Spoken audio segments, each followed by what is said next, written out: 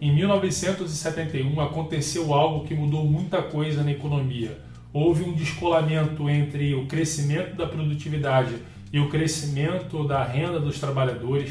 Também houve um descolamento entre o crescimento do PIB e os salários.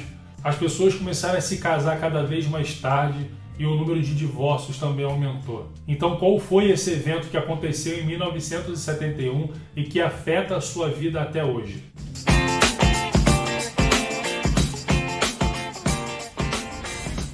Se você é novo aqui no canal, eu falo sobre investimentos em geral, economia e finanças.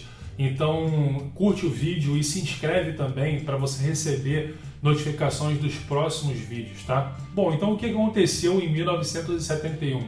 E foi um dos eventos mais importantes da economia na história moderna, que foi o fim do Acordo de Bretton Woods. E isso significa que o dólar passou a não ter mais conversibilidade em ouro. Ou seja, o arranjo econômico que a gente tem hoje é muito novo, tá? Tem menos de 50 anos. Então, até 1971, o dólar tinha lastro em ouro. Então, nesse momento, existia uma conversibilidade de 35 dólares por onça Troy de ouro.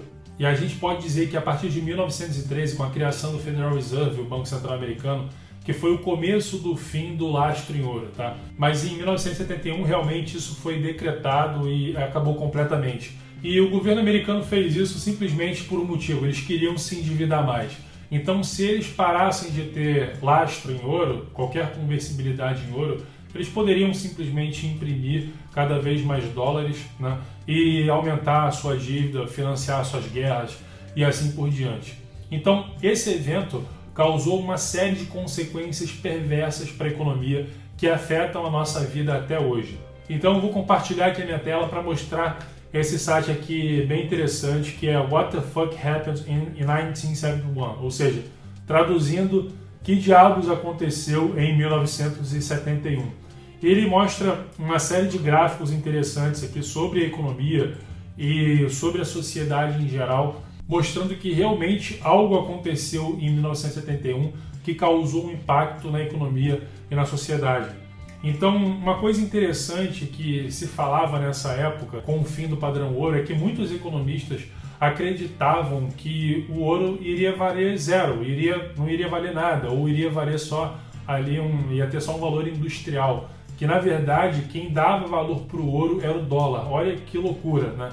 Mas dá uma olhada só no que aconteceu com o preço do ouro após 1971. Esse gráfico aqui é um gráfico que compara a reserva de ouro americana, né, com o preço do ouro. A setinha vermelha aqui é justamente 1971. Então o preço do ouro ele era fixado ali em dólar, né? E aí olha o que aconteceu depois que soltaram, depois que acabou essa conversibilidade. O ouro em 10 anos saiu de 35 dólares por onça Troy e foi para 600 dólares. Então isso comprovou aquilo que nunca devia ter sido questionado sobre quem na verdade dava valor para quem. Na verdade era o ouro que dava valor para o dólar. E esse outro gráfico aqui mais embaixo mostra que não só o dólar, mas também todas as outras moedas perderam muito valor depois do fim do Acordo de Bretton Woods. Olha só, nessa seta vermelha é justamente 1971 e olha o que aconteceu com várias moedas, né, depois do fim do Acordo de Bretton Woods. Elas perderam muito valor, elas se depreciaram muito diante do ouro, que é essa linha amarela aqui. Então, a partir do momento em que acabou totalmente o lastro da moeda, isso fez com que os governos tivessem mais poder para imprimir dinheiro, para expandir a sua base monetária. E como eu já mostrei num vídeo anterior, que eu vou colocar aqui em cima, a definição de inflação é justamente expansão da base monetária. E a expansão da base monetária pode causar aumento de preços, a gente pode chamar de inflação de preços, ou aumento artificial no preço de ativos, a inflação de ativos. Então, dá uma olhada no que aconteceu com a inflação acumulada justamente após 1971. É esse gráfico aqui, a inflação acumulada de 1913 até 2015. Ela vinha subindo, já tinha inflação, obviamente, desde 1913, porque foi justamente quando foi criado o Federal Reserve, e eles passaram a ter mais poder para imprimir dinheiro, mas ainda tinham lastro. Mas quando soltaram totalmente, olha só o aumento exponencial aqui da inflação acumulada. Simplesmente perderam totalmente o controle, tá? Então, esse é o resultado de você dar para o Estado o monopólio sobre a impressão de dinheiro, o monopólio sobre a moeda e o poder de criar dinheiro do nada. E aí, qual que é um dos efeitos, um dos resultados disso ao longo do tempo? Esse gráfico aqui mostra, ele compara o crescimento da produtividade da economia com o que eles chamam aqui de compensations, né? A gente pode chamar isso aqui de renda do trabalhador, tá? Então, dá uma olhada. Até 1971, ele pega desde 1948 aqui, até 1971, o crescimento da produtividade era acompanhado pelo crescimento da renda. E isso é muito natural de acontecer e isso é previsto pela teoria econômica numa economia de livre mercado. Quanto mais produtiva é a economia, a renda precisa crescer. Os trabalhadores, os empresários, todo mundo está sendo mais produtivo. Então a renda geral da economia precisa crescer. Só que a partir do momento em que a gente começa a ter mais inflação, a gente deprecia a renda do trabalhador. Então isso é demonstrado, eu já falei no vídeo anterior, isso é demonstrado pelo efeito Cantillon. O efeito Cantillon mostra que a inflação ela acontece dependendo da forma como o dinheiro novo entra na economia. E como a criação de dinheiro novo pelos bancos centrais, eles geralmente entram pelo Estado, pelo governo e pelo sistema bancário, os primeiros a receberem esse dinheiro, a receber o dinheiro mais fresquinho na mão, são justamente eles, a máquina pública, o governo, depois os bancos, o sistema bancário, depois as grandes corporações que pegam crédito nos bancos ou nos BNDES da vida. E aí o último a receber é o assalariado, lá no final da pirâmide, né? E aí toda essa galera antes já gastou, já usou o dinheiro e já causou a inflação de preços com esse dinheiro novo que foi criado. Então quando o cara lá, o assalariado, o autônomo, o pequeno empreendedor, ele vai usar esse dinheiro, ele já está usando numa economia mais inflacionada, uma inflação de preços maior do que antes, do que no momento em que esse dinheiro foi criado e jogado no sistema. E aí essa disparidade aqui começa a acontecer. Então, esse outro gráfico também mostra um pouco disso, é a comparação do crescimento do PIB com o crescimento dos salários, né? Então, aqui é o PIB real per capita, né? Crescendo. Aqui é 1971, nessa setinha aqui você vê que tudo andava junto.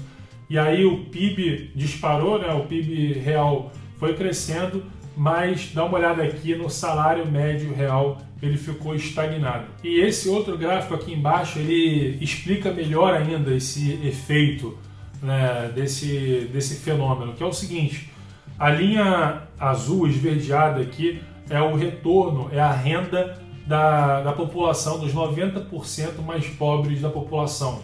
Então você vê que ela vinha crescendo, né, ela vinha num crescimento acelerado, mas justamente aqui, a partir de 1971, nessa seta aqui ficou estagnada.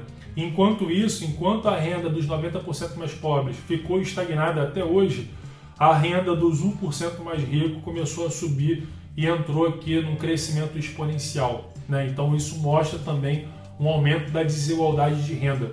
Então a desigualdade de renda ela é causada justamente por conta desse sistema financeiro de reserva fracionária, de moeda fiduciária, moeda sem lastro. E isso é explicado por quê? Quem está no topo da pirâmide lá, os banqueiros, a máquina pública, todo mundo que faz parte da máquina pública disso tudo, recebe o dinheiro primeiro na mão, a renda deles cresce e a galera que está lá no fundo, que são os últimos a receber o dinheiro, eles sofrem mais com a inflação e veem a sua renda estagnar. E aí dá uma olhada nas consequências sociais disso, né? Alguns outros efeitos que podem ter sido causados por isso também. Esse gráfico aqui mostra o percentual de pessoas de 25 a 29 anos que ainda moram com seus pais ou avós. Então você vê que até 1971 esse percentual vinha caindo cada vez mais até chegar num fundo aqui em torno de 12, 13% das pessoas que estão nessa faixa de idade que viviam com os pais ou avós. Mas depois de 1971, esse número veio crescendo, chegando em 2015 acima de 30%, quase em 35% da população entre 25 e 29 anos que ainda vivia com os pais ou avós. Então, qual pode ser a explicação disso, né? Com custo de vida cada vez maior e a sua renda estagnada, fica mais difícil para essas pessoas de saírem de casa e conseguirem se bancar sozinhas. Então, além disso, tem relação também com esse outro gráfico aqui. Dá uma olhada. Isso aqui é a média de idade que as pessoas se casam, né? Em homens, a linha azul, ou mulheres, a linha vermelha. Aqui, é justamente em 1971, você vê que a média vinha caindo, as pessoas vinham se casando mais cedo, e a partir de 1971, as pessoas começaram a se casar cada vez mais tarde. E isso também pode ser explicado por vários fatores, mas também por esse fato de que a vida ficou mais cara, a renda estagnada, então fica mais difícil do casal ter grana suficiente para casar e se bancar sozinhos, tá?